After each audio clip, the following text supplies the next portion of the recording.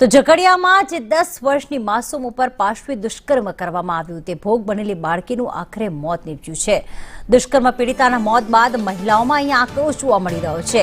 Bharuch railway station નજીક મહિલાઓએ રોષ ઠાલવ્યો। મીણબત્તી પ્રગટાવીને નરાધમને જાહેરમાં ફાંસી આપવામાં આવે તેવી માંગ ઉઠી છે। एसएसजी हॉस्पिटल में जो अत्यारे ट्रीटमेंट चाली रही थी एनु एटलू खराब हालत कंडीशन में एने एक अठवाडियाथी एनी ट्रीटमेंट चाली रही थी बट अत्यारे एनु थोड़ी वार पहला मृत्यु थयुं छे। तो मेन क्वेश्चन ए छे के एवुं करनारो अत्यारे केम जीवे छे। मीन्स के सरकार ने पोलीस ने आवेदन है कि एने आजनी डेट में छोकरी ने आटलू बधुं सहन करवा छे तो 10 वर्षनी मात्र 10 वर्षनी छोकरीए जे सहन कर्युं छे जे कोई सहन करी नहीं सके तो जे व्यक्ति आવું કરે છે એને ફાંસી આપો, કંઈ પણ કરો, વહેલેથી વહેલી તકે એને મારી જ નાખો કે જેથી કરીને ફ્યુચરમાં આ ક્વેશ્ચન પાછો ઊભો ના થાય। આ છોકરી 7 દિવસથી જે પોતાની જિંદગી સાથે લડત આપી રહી હતી પણ એને બચાવવા માટે ડૉક્ટરો બી આખી ટીમ હતી પણ શું થયું આખરે એને મોત મળ્યું।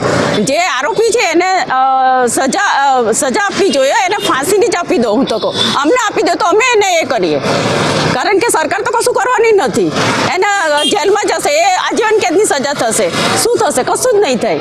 પણ આવી જે નાની નાની બાળકીઓ સાથે અત્યારે બી સ્કૂલોમાં જાય છે તો એની સાથે છેડતીઓ થાય છે પણ શું થાય છે?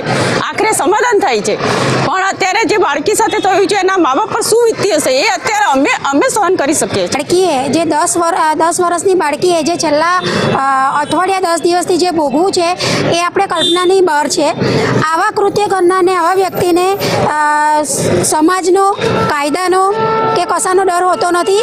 એ પોતાની વિકૃતતા સંતોષવા આમ તેમ જોવે છે પણ છેલ્લા તમે 2014થી અગર તમે સ્ટડી કરો આ રેપના કિસ્સાઓ તો એમાં વધારે પડતા જે જાણકાર હોય છે, જે પાડોશી હોય છે યા પોતાના જાણકાર હોય છે એ જ વ્યક્તિ આવા લોકોને ટાર્ગેટ બનાવે છે, આવી બાળકીઓને ટાર્ગેટ બનાવે છે।